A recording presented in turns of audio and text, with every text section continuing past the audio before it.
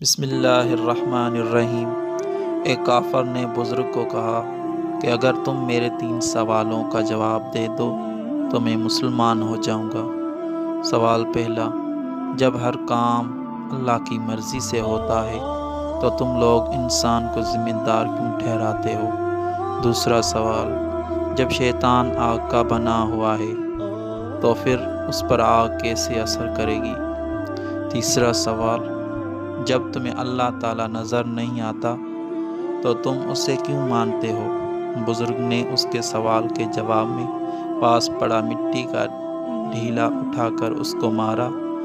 اس کو بہت غصہ آیا اور اس نے قاضی کی عدالت میں بزرگ کے خلاف مقدمہ دائر کر دیا۔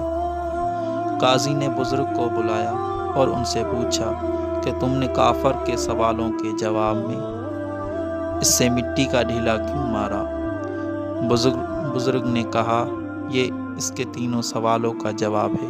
قاضی نے کہا، کیسے؟ بزرگ نے کہا، اس کے پہلے سوال کا جواب یہ ہے کہ میں نے یہ ڈھیلا اللہ کی مرضی سے اسے مارا تو یہ اس کا ذمہ دار مجھے کیوں ٹھہراتا ہے؟ اس کے دوسرے سوال کا جواب یہ ہے کہ انسان تو مٹی کا بنا ہے، پھر اس پر مٹی کے ڈھیلے کیسے اثر کیا؟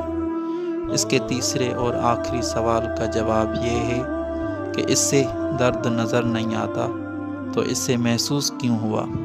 پھر وہ کافر اپنے تینوں سوالوں کے جواب سن کر شرمندہ ہوا اور توبہ کر دی، اور پھر اس کافر نے اللہ تعالیٰ کا سچا دین قبول کر کے مسلمان ہو گیا۔